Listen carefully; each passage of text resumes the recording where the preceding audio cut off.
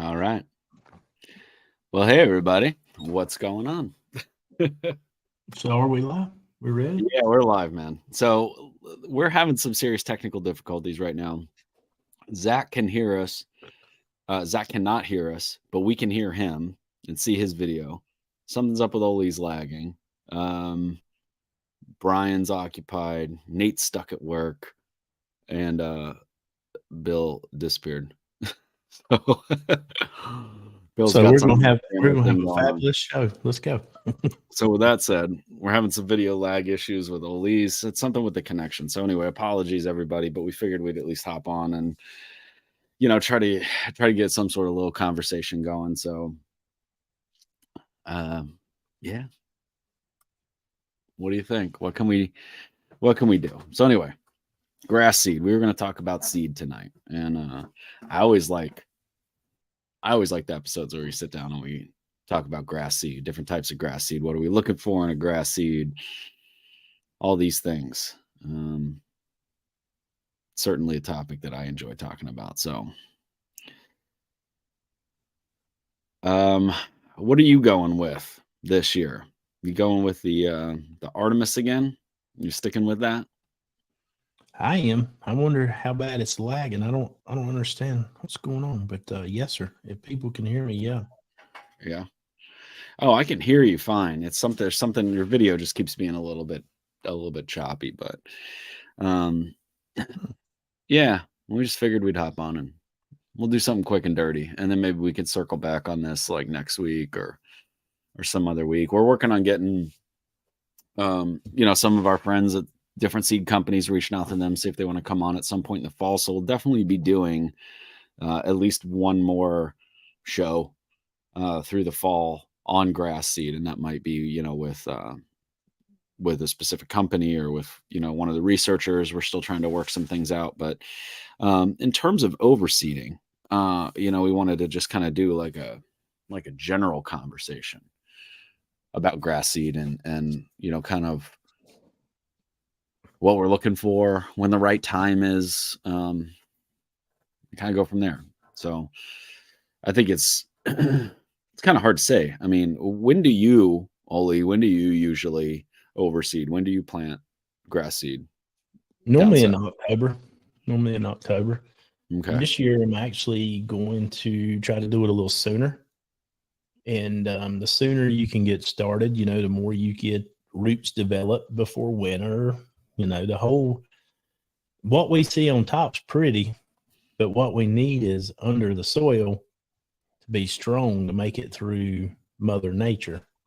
It's a battle. It's it basically sucks. You don't have any control over it. You either have too much rain or no rain. You don't ever have the perfect scenario. It's true. It's either way. And it's like I was talking with Bruce the other day, and I was just telling him about how the year's been.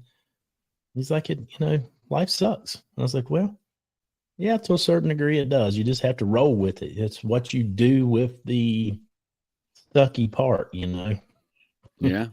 Yeah, for sure. It's how you either recover or how you deal with them. It's just like everyday problems, It's just, when I was a painter, you had a run, you just learn how to fix runs. And, so it's basically the same thing with this. I'm in Salisbury, North Carolina. Yep. But, I usually, traditionally, I've kind of always done an overseed or any kind of seeding projects around Labor Day weekend. Obviously, I'm getting on, colder faster up north. So I'm not really sure. The seed that I'm overseeding with. So I killed off my side yard, my other side yard on the other side of my house. If you've seen my stories or did a couple posts on it, but I sprayed that out last week on Saturday. So it's pretty much all dead. I got a couple little streaks of green in there, so I'm gonna go back and hit it again. But my seed's not here. It should be here probably by the end of the week. So I might be lucky enough to get some seed down this this weekend. But, I got to go out and rent an aerator, because I'm going to oversee the whole yard, obviously. But, I'm going to fresh seed total renovation just on that little side strip. I'm going to try something different over there. So, normally I like to do like Labor Day weekend. That's been pretty good for me, in the past. It's like the first couple weeks, I got to make sure that I'm hitting it real consistently with the sprinklers. But I've had pretty good success with that, just in terms of timing. So we shall see. Golf course just asked me if I've ever used a slit seeder. No, I haven't. I was just aerate and, I got that little Scarifier attachment for the Sunjoe. And, yeah, that's been pretty good. Scarifier / dethatcher attachment. So I've always just like cut it down real low, run that thing, aerated it, and done some seed. The other thing that I'm waiting for is I'm waiting on some of that Earthworks 333. So I want to do what Jack had suggested and aerate, and then do like super heavy, heavy rate with that to try to get some of that mycorrhiza and those organic compounds that are the carrier in that fertilizer down into my aeration holes. So I'm not sure if it's going to be this weekend. I might try to seed just the side yard this weekend, and just use some regular starter fertilizer, and then throw some 333 at it when it comes in. I think that would probably be pretty okay move. But then I might have to wait another couple weeks for the full overseed until I can get myself rent an aerator and get that Earthworks in. So we shall see. Am I seeding 365? No, I have this 365 on the other yard that I did last year. I'm trying something different. So I'm going with a Turf Blue Pro from Barenbrug, which is ryegrass and Kentucky bluegrass mix. So I want to see how that does. So kind of like see what the difference is between the two, like which one stands up better, which one's hardier, kind of do a little comparison, and which one I can kind of keep the lowest. So we shall see. So somebody asked about one of the other blends from Heritage, and trying to, it's called Poseidon, something. I don't know how you say it, but it's basically a 90-10 mix is what it is. It's like the 90-10 sod quality mix. Indigo Thunder, which Jason Lucky Green Stripes, he's used that. I've never used any ryegrass. But, yeah, I haven't done a ryegrass yet, but I've been having some talks with Barenbrug about, what might be a good thing for me to try out. And that's kind of what we came up with. I was wondering if I should try like a straight ryegrass, but I don't know. Drunk Lawn Guy says, let's do a call-in show. Man, if I could figure out how the hell to do that, that seems like a great freaking idea. I don't know. Why do you think we're on here with the two of us right now? We have no idea how to fix half of this crap.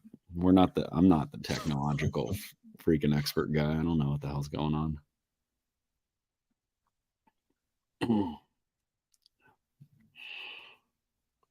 Try rye from Jonathan Green. So listen, Olee, what about this iron cutter project? You definitely doing that? It's official today. It's 100% official. It's in motion. Now I've got to, I glyphosated everything today. Wish I would have weeks ago, but it's official today. So We got some leveling to do because that over there was just pasture. Yeah. So that's going to get some type of edging. I'm gonna have to do something to edge, and just because the goal there is to real mow. So I don't want any gravel popping over or something and ruining a reel or a bed knife. Yep. So I got to have a good edge to keep that in and other stuff out. So going to start with that here real soon, getting the edge, going to get it all slicked up. And Can you then, at least hear me? Yep. Yeah, Still buddy. can't hear anything. Well, just talk. This is crazy. Just, whenever we want you to shut up, we'll be like, We'll do sign It's a little language. longer than that. I don't know what you're saying. it means shut up. Not sure what that meant, but But anyway, we could like play a game here. Like I could try to guess your sign language. Mhm. I like it. Oh man, this sucks. but So how many times you think you're gonna have to spray that out? Do you do like 2 apps? oh, do it two won't take applications? really, but it probably won't take but one. Fescue's such a finicky witch that it won't take nothing. It'll be gone. Yeah. Fescue's easy to get rid of, and plus when I get out there with the Harley rake and the skid steer, it'll be gone. Yeah. Yeah, because like I said, I sprayed it on Saturday. And I still see a little bit of green in there. I don't know. I should have had pretty good sprayer coverage because I did checkerboard. I went lengthways and then I went widthways. So I should have had great coverage on it. Using my crappy like pump sprayer that I use for herbicides, but it I don't know. So we'll see. I might hit it again just to make sure everything's gone out of there. And then because the goal is to mow it low, the goal is to real mow it. So I need to level the crap out of that. So I think I'm going to till it up, and then I'm just going to make sure I spray it real good with mesotrione when I seed it. Keep anything from coming up. A lot of people say tilling's not a good option. I tilled when I did the other side yard last year. I tilled that up, and I had a little bit of weeds popping up, but overall, I really didn't have that much. So I'm not. The only thing with tilling, I figured I'd experiment and see. I don't really see, at least for me in my yard, I don't really see the need to shy away with it because I had fine experience with it last year. the only thing I would see with tilling is the soil gets real fluffy. Mm-hmm. So if you don't roll it or something to make it evenly, it'll be real fluffy. And then when the stuff starts germinating, if you walk or mow on it, you'll end up with ruts. Yep. Because it's so fluffy. About like you till a garden up and then you go step in it, your foot goes down 5-6 inches in the soil. So if you roll it after you till it, it would be different. Mm-hmm. But I just aerate everything, use the aerator. So So like this year at home, when I overseed the Artemis, I'll be using an 80-inch this year, 80-inch aerator. It's actually called a seedivator. So I'm really looking forward to that. So I'll be able to ride in a cab with the radio and the air condition and be seeding 80 inches of property at a time instead of 60. That's going to be awesome. So come get that. What are you doing with the iron cutter? Are you doing sprigs? Sprigs at the shop, yes. Yeah. And it's honestly a little late in the season to be sprigging, but it's a challenge, if everything, somebody was telling me something about a movie the other day, if, like we're surrounded, what do we do? It's a battle. So it's, just go at it, see what happens. So that's, one of the parts of the project is, it's a newer generation or a new breed, whatever you want to say, of Bermuda that's supposed to be more cold weather tolerant. So we're going to see what's going to happen. Hmm.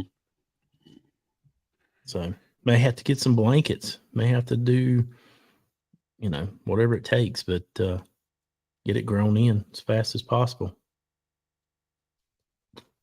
Yeah, man. I was wondering about that too.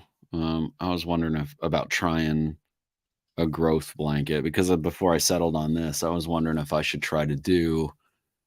I was wondering if I should try to do a Bermuda side yard, so I can like putt on it and put a cup and a flag in there. Um, and I was wondering if I should, get a growth blanket and try that out, see how it will work. But I'm gonna try this and see what I think about this because I think I can probably mow it pretty low, like not greens low, but I can probably mow it really, really pretty low. But yeah, we'll see. So I feel like probably most everybody that's in the chat knows the differences in seed quality and what we need to kind of pursue, right? When we're looking for seeds. But what do you look for in a seed when you're, looking at, say, the Artemis or any other seeds that you've used in the past? What's your number one thing that you look for in a seed? Number one thing is, you want zero weed and definitely zero crop in like a cool season type of seed. Crop is a pain. Weed is weeds. Weeds are easy because you can get selective herbicides or something to clean that up. Where if it's crop, that means it could be Poa trivialis, which there's not a selective herbicide for. It could be orchard grass. There's not a selective. And then it could be rye. It could be other crops that are bagged and sold. So when you get into cool season grasses in cool season grasses, that's when you have a problem. That's the reason Poa is such a pain. They're both cool season. So the first thing I would look at is that, zero weed, zero crop. The blue tag doesn't mean that it's great. The blue tag means that you're guaranteed, you're paying what's on the label. In other words, you're paying for what is printed. If it's not blue tag, then it could say it's one thing and it could be something else. So blue tag doesn't mean it's great. Blue tag just means it's saving your butt. It's like insurance. And then the second thing would be is like, how old are the cultivars? When were they tested and how old are they? Are they a new generation, something that's created lately and, lateral spread or gray leaf spot resistant, something that's newer? Because you can buy cheaper seed and you might spend more money on fungicides to keep it alive or more money on water. Like your newer stuff is A-list, lower input stuff, lower water input, lower fertilizer input. So that bag of seed might cost you $200, but if you use less fungicide, less water, less fertilizer through the year, you've regained your $200 all day long. So, and basically you'd said Artemis, and the thing about Artemis is it's from the latest generations, the latest testing, and it's all Mountain View cultivars, and they're 4 top performing cultivars. So good stuff. So when you look at different, I'm sorry, everybody, I'm sick. When you look at different cultivars, are you how deep down the rabbit hole are you going with that? Are you looking into the INTEP trials? Yes, sir.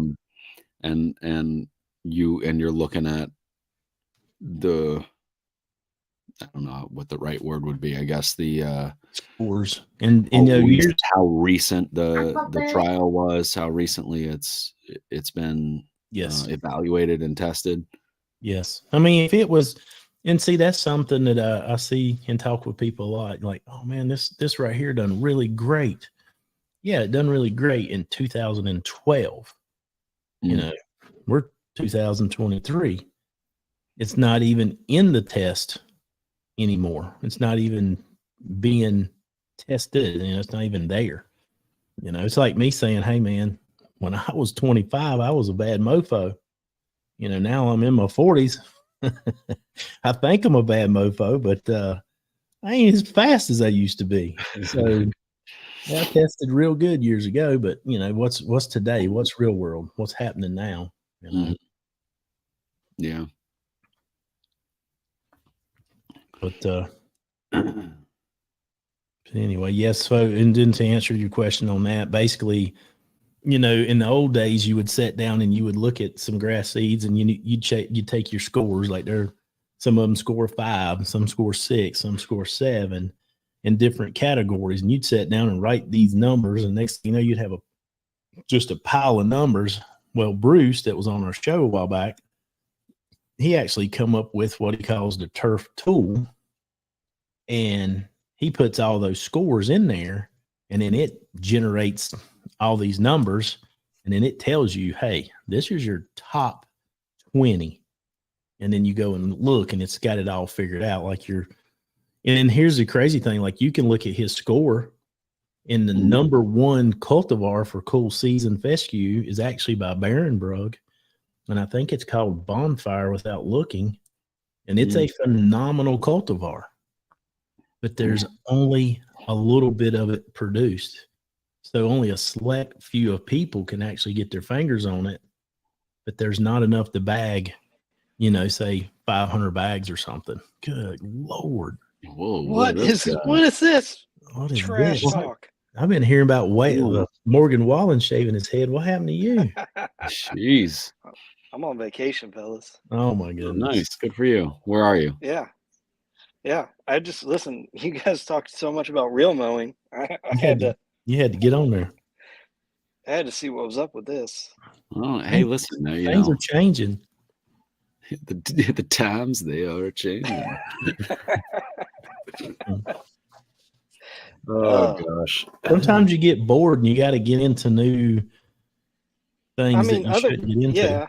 Yeah. Otherwise, you should just say, like, sometimes I want to have real grass that looks good, things like that. Grass that feels good on your feet or not, or yeah. Well, here's the crazy hay prices are going down, so I can't keep my fescue tall. What's going down? Hay prices. Oh man, I wish I could sell clippings. But here's the crazy thing. I'm gonna have that iron cutter there to the edge, and then I got a 400 square foot spot that used to be my garden. Well, I'm gonna shit can that idea, and I'm gonna put 365 right there.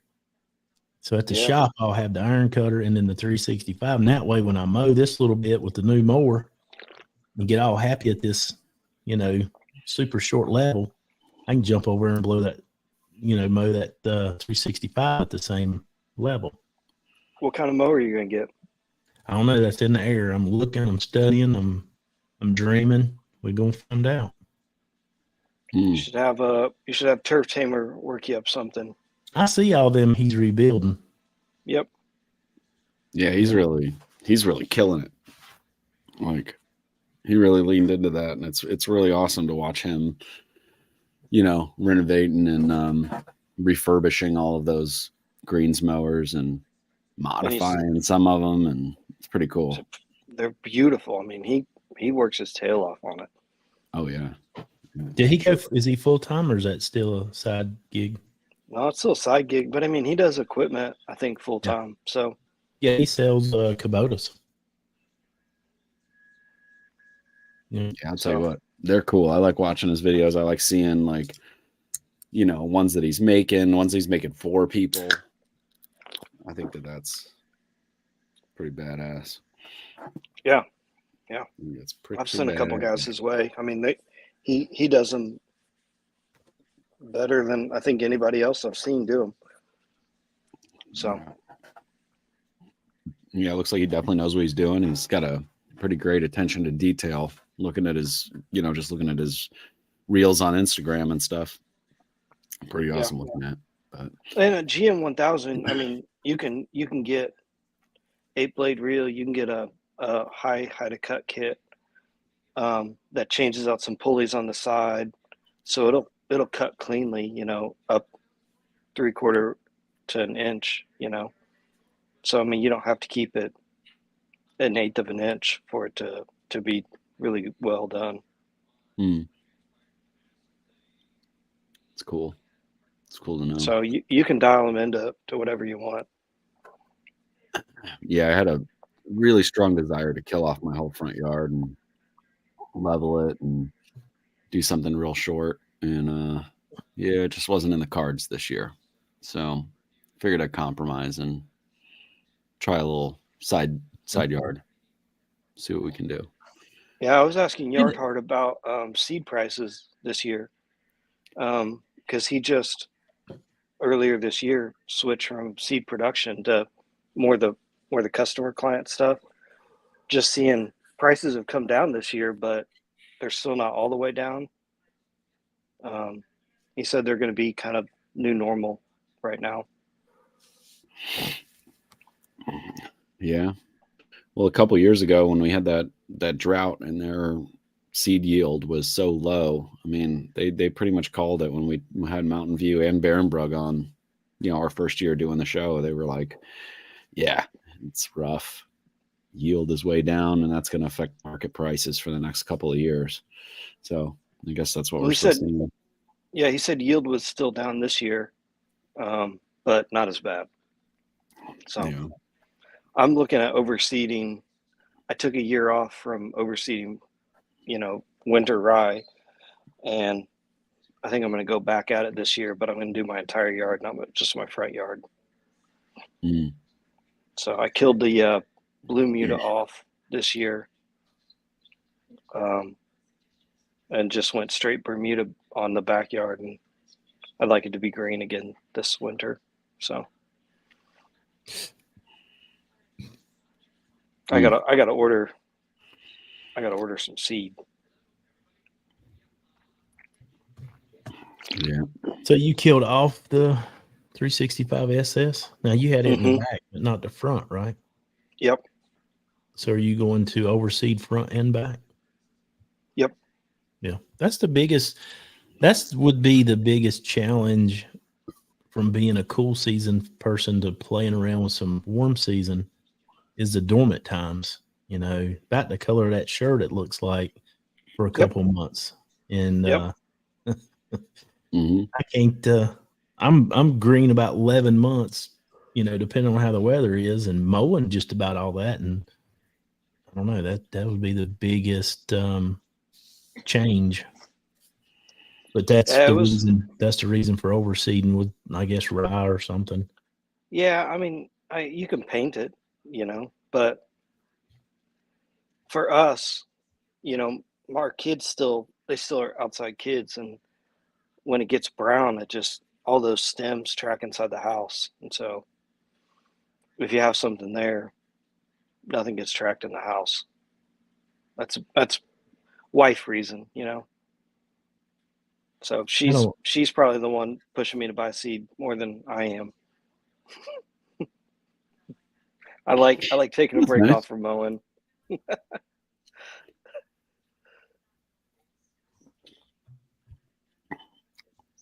So since you're talking about that, let's talk about that right quick. So you have Bermuda. It goes before it goes dormant or after it goes dormant, you overseed with rye. So it comes in, the rye looks dang good, and you're still able to mow, keep the yard looking good. And then when it rolls around to next year, does the rye die out, or do you spray out the rye? I spray out the rye. Rye is allelopathic to Bermuda, and so it will damage your Bermuda. Now, some people see it in big ways, some people don't see it at all, you know, but it will damage your Bermuda. So it gives off like a toxic or something. It gives off something. You know. Basically, it competes to be the healthiest plant, and so that's my simple way to. Alpha. I was hoping you weren't going to say that. Yeah, but it can't. It can't. So yeah. So to plant it, I will scalp. I will growth regulate in an unhealthy manner, and then I'll plant. And I'll start that, depending on temps, 1st of October. So, And then in the springtime, or spring, I guess, really it would be early summer, right? Because it's Bermuda. Before it wakes up, right? So what do you spray it out with? Because I'm not familiar with this process very much at all. Yeah, March 1 is usually my target date for spraying out. And I use Monument, which is a herbicide. Okay. And that doesn't harm your Bermuda at all. No, it's actually a great herbicide for Bermuda. I mean, it takes care of a bunch of, common Bermuda weeds. And so it's really my only herbicide I use for the year. Okay. All right. Since you had Bermuda, Blue Muda or whatever with the 365. Yeah. Could you tell that the Kentucky bluegrass needed more water? Basically, what I'm told a lot of times is Kentucky bluegrass takes more water than fescue because it has a shallower root system than fescue. And that's the reason, like a lot of people ask me, which you got just asking here, like different things. I've shied away from the idea of Kentucky bluegrass mixed in with the fescue here because it's already hard enough to water 3 acres of fescue. Yeah. I guess if you have a smaller lot and you can chunk more water at it, then it's a different deal, and see, I'm even going through a dilemma right now here because in this time of year with no rain, I mean, I'll use over 200,000 gallons of water. And in the past, it's not been a big deal because the water has been fairly priced. And, I couldn't dig a well for what I pay for water 3 months out of the year. But now they've doubled the rates, like overnight doubled, no warning, no nothing. So I'm fighting with them about that because there's no heads up. And here I'm going at it, like getting bottled water out of the refrigerator, not thinking about nothing, and boom. So now I'm looking at digging a well or what I'm going to do. So I didn't treat the 365 any different than my Bermuda. And what's the guy at Mountain View? Adam was super helpful. We sent a lot of messages back and forth, and it did perfectly fine. So it took 2 years to really seed it in to where it mixed well. And in transition times, it looks splotchy, but it would even itself out. To me, I was just done. It was a cool experiment, but it was way too needy for herbicide selection. Mm-hmm.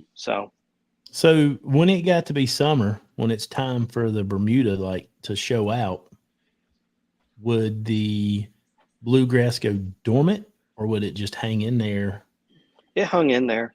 And I mean, I threw plant growth regulator at it. I mowed it at 1/2 inch. I didn't change my watering or fertilizer, nothing like that. And so it hung in there. You could just tell it took a back seat. And so everything that you read about how it's supposed to act, it acted. With the 365, I had a Barenbrug product that I tried it with first. That was a disaster. And so whatever they got with the 365 really is a game changer. Well, see, to me, if you're going to have either Bermuda or 365, to me, they need to be separated to where they both can show off their differences instead of being together. Like I've looked at a couple parks the last few days, and the Bermuda right now looks phenomenal because, I mean, we're stupid hot. And it's got a good color to it. The sad part is the parks that I see it in, they're mowing it with a rotary, they're mowing it with just and they're trying to mow low. See, they got scalp spots and all kind of crap. But, with that, the biggest thing is to have a smooth surface before you even think about getting, under 2 inches. Well, and I mean, honestly, I'm glad you brought that up because that's probably one of the biggest things that guys say that's not actually true. When you get a GM 1000 mower it has no wheels on it. Mhm. So every time your Honda mower dips in a rut and scalps your yard, that doesn't happen with a greens mower. And so your yard actually doesn't have to be perfectly smooth.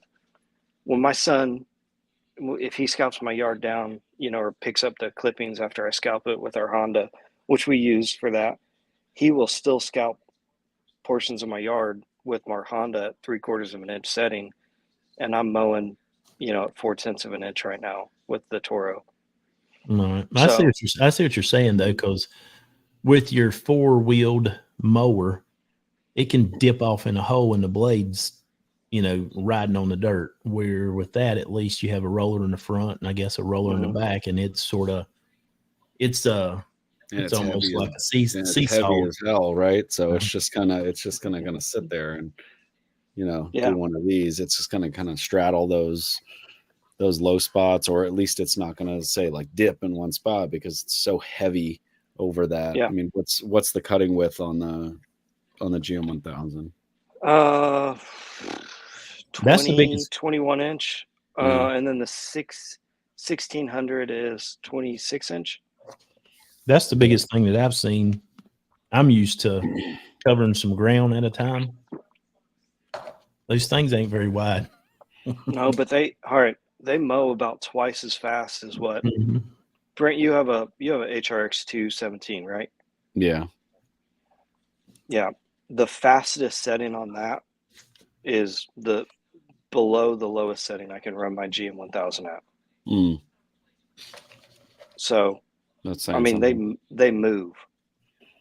In fact, most guys when they get one to begin with will run into stuff. I ran into stuff. I ran into my flower beds, ran into the fence, because they just freaking go.